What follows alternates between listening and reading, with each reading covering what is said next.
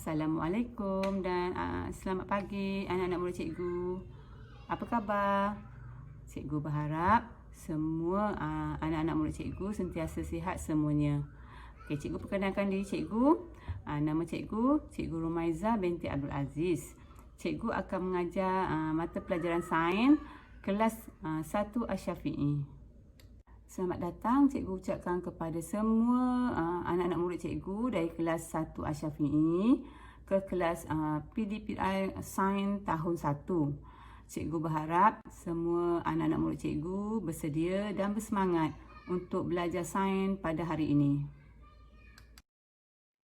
Okey, sebelum kita mulakan pembelajaran pada hari ini, sekali lagi cikgu ingin perkenalkan diri cikgu. Okey, nama penuh cikgu Cikgu Rumaiza binti Abdul Aziz. Okay, selain daripada mengajar kelas 1 Asyafi'i, cikgu juga mengajar sains kelas 1 Al-Ghazali dan 2 Al-Ghazali. Okay. Cikgu asal daripada negeri Melaka dan cikgu juga telah mempunyai pengalaman ataupun menjadi guru selama 11 tahun. Apa yang murid-murid akan belajar pada hari ini? Okey. Pada hari ini, cikgu nak ajar tentang deria manusia. Okey? Objektif pembelajaran. Okey, di akhir pembelajaran pada hari ini, murid dapat mengenal pasti dan menyebut 5 deria manusia. Untuk kriteria kejayaan, cikgu fokuskan pada 3, iaitu yang pertama, murid dapat menyebut 5 deria manusia. Okey. Aksi yang kedua, murid dapat mengenal pasti organ manusia. Dan aksi yang ketiga, murid dapat menyatakan fungsi organ manusia. Okey. Apa itu deria? Okey, deria adalah kemampuan kita untuk mengesan atau mengetahui sesuatu keadaan melalui 5 organ tadi atau 5 deria tadi ya. Untuk deria manusia ni ada 5 ya. Okey, dan melibatkan 5 organ badan.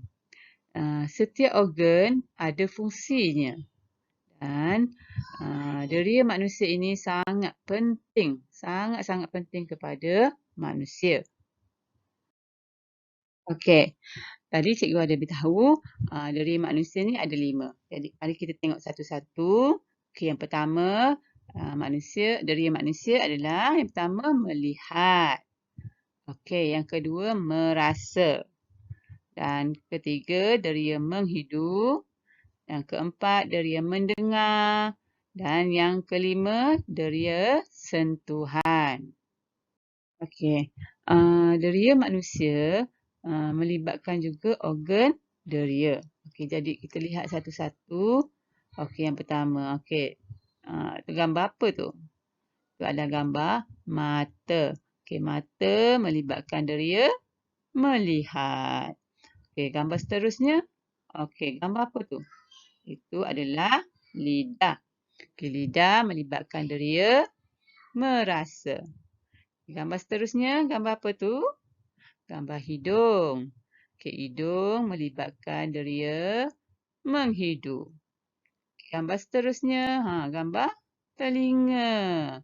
Okey, telinga melibatkan deria mendengar. Dan seterusnya, yang terakhir, gambar apa? Tangan. Gambar tangan ataupun kulit, ia melibatkan deria sentuhan. Sekarang kita lihat pada fungsi organ-organ tadilah. Okey, yang pertama mata. Okey, mata untuk melihat. Okey, mata untuk melihat apa? Okey, tengok. Mata ni kita boleh melihat pelbagai warna. Macam-macam warna ada di muka bumi ni kan. Okay, kemudian kita juga boleh melihat saiz ataupun kita boleh melihat benda-benda yang besar-besar, bersaiz kecil. Kemudian kita juga boleh melihat pelbagai jenis bentuk. Ada bentuk segitiga, bentuk segi empat, bulatan, bentuk bintang. Okay? Dan seterusnya, mata juga boleh melihat jarak. Kita boleh lihat benda tu jarak dekat ataupun jarak yang jauh. Sekarang kita lihat pada fungsi telinga pula. Okey. Telinga untuk mendengar. Nak dengar apa? Okey, telinga untuk mendengar bunyi. Okey. Berbagai jenis bunyi yang kita boleh dengar. Kita boleh dengar bunyi muzik. Kita boleh mendengar bunyi yang kuat. Kita boleh mendengar bunyi yang perlahan. Okey. Ni cikgu cakap ni. Awak boleh dengar kan? Okey. Itu adalah fungsi telinga. Seterusnya kita nak tengok fungsi hidung. Okay, hidung untuk menghidu. Okey, benda apa yang kita hidu? Ya, kita menghidu bau-bauan yang wangi, seperti minyak wangi, bau bunga, okey, benda-benda yang wangi. Okay, kemudian kita juga boleh menghidu bau yang busuk, seperti sampah, okey. Okey, seterusnya kita nak lihat fungsi lidah. Lidah untuk merasa. Okey, kita nak rasa apa? Okey, dengan lidah kita boleh rasa benda yang manis. Kemudian benda yang masam. Lidah juga boleh merasa benda yang masin. Dan lidah juga boleh merasa benda yang pahit. Sekarang kita lihat makanan-makanan yang manis. Okey. Yang pertama, gambar apa ni? Okay, ini gambar aiskrim. Cikgu percaya semua anak-anak murid cikgu suka makan aiskrim. Betul tak? Okey, seterusnya gambar coklat. Okey, coklat rasanya manis. Okey, seterusnya gambar kek. Kek juga rasanya manis. Kemudian ini gambar apa ni? Ini gambar gula pasir.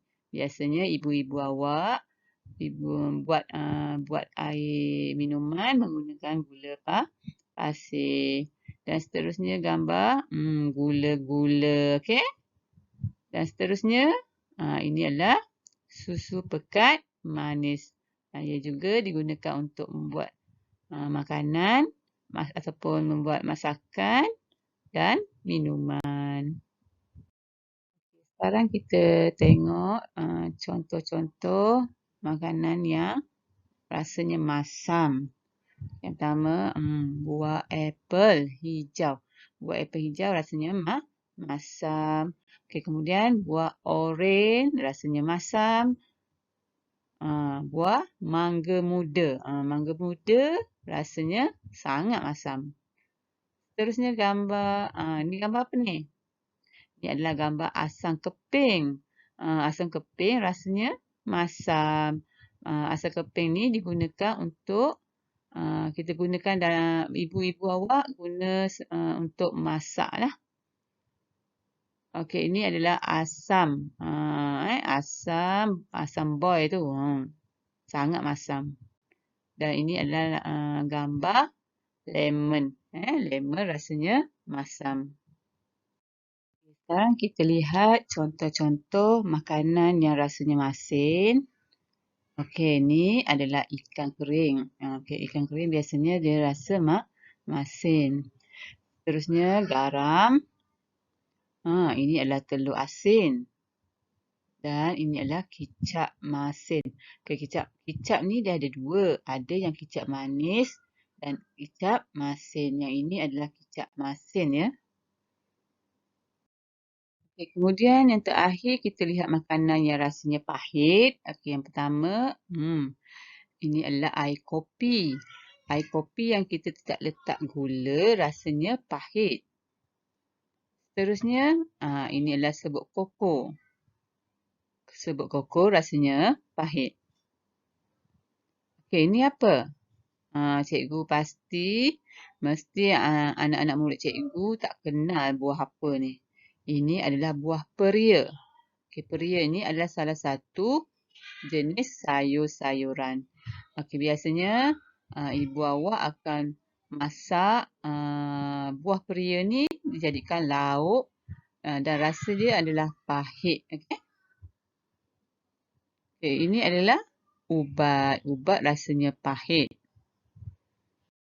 Okey, yang terakhir kita nak lihat fungsi organ kulit. Okey, kulit untuk menyentuh. Kita nak sentuh apa? Okey, kita akan sentuh benda-benda yang kasar. Contohnya batu, okey. Batu kalau kita sentuh rasanya kasar. Dan kemudian licin, benda yang licin. Contohnya lantai mozaik. Lantai mozaik ni licin ya. Seterusnya keras, benda yang keras. Kita boleh rasa atau sentuh benda yang keras. Contohnya besi, okey. Seterusnya yang terakhir lembut. Okey, contoh benda yang lembut. Okey, selimut ataupun tuala, okey. Akhir sekali, cikgu ingin berpesan supaya anak-anak murid cikgu sayangi dan hargailah anggota badan kita. Janganlah kita menggunakan anggota badan kita untuk melakukan perkara-perkara yang tidak baik. Sekian saja sesi pembelajaran pada hari ini. Cikgu berharap murid-murid dapat mempraktikkan penggunaan deria ini di rumah. Cikgu ucapkan terima kasih kepada semua anak murid cikgu yang menghadiri ataupun dapat mengikuti sesi pembelajaran pada hari ini. Jika ada apa-apa masalah ataupun pertanyaan, bolehlah WhatsApp personal dengan cikgu ya. Sekian saja. Jumpa lagi pada PDPR yang akan datang. Bye.